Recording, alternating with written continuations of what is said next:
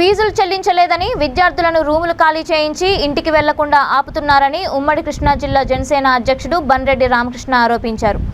ఏలూరు జిల్లా నూజివీడు IIITని జనసేన నేతలు సందర్శించారు. వారిని ఐటీ గేట్ వద్దే ఆపి అధికారులు గేట్ బయటకు వచ్చి వినతి పత్రం స్వీకరించారు. విద్యార్థులకు ఏ సమస్య లేనప్పుడు ఎందుకు ఆపుతున్నారంటూ జనసేన నాయకులు ప్రశ్నించారు.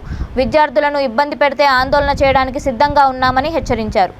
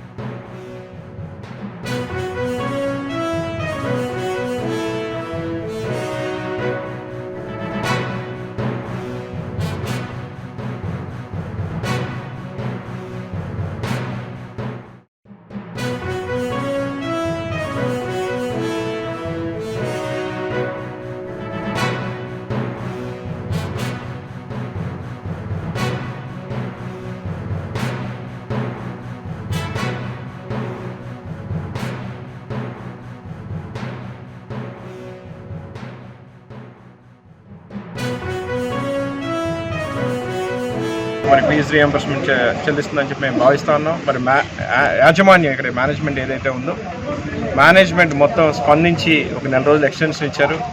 కానీ అంటే బాటమ్ లైన్ ప్రాబ్లం ఏంటంటే ప్రభుత్వం దీని వెనకాల ఉన్నటువంటి కష్టాలని బయటికి తీసుకొచ్చి వాళ్ళకి ఫీజు రీఎంబర్స్మెంట్ అయితే చెల్లించాల్సిన అవసరం ఎంతైనా.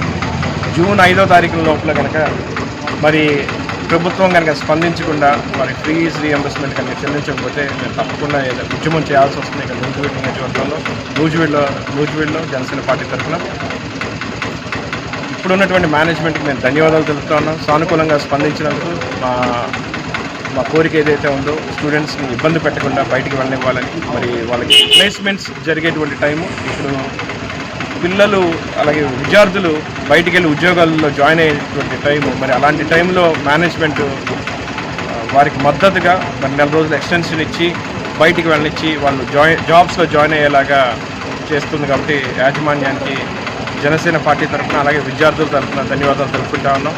కానీ అండర్లయింగ్ ప్రాబ్లం మాత్రం సాల్వ్ చేసే వరకు మేము ఇలాగే ఉద్యమం చేస్తాం. మరి 4 రోజుల్లో వైసీపీ ప్రభుత్వం దీని మీద స్పందించి దీనికి కావాల్సినటువంటి చర్యలు తీసుకుని మరి విద్యాశాఖ మంత్రి అయితేనేది అందరూ కలిసి దీని మీద స్పందించి ఇక్కడ ఉన్నటువంటి సమస్యని మరి సాల్వ్ చేసే వరకు మేము అందరూ ఉద్యమం చేస్తాం. Thank you.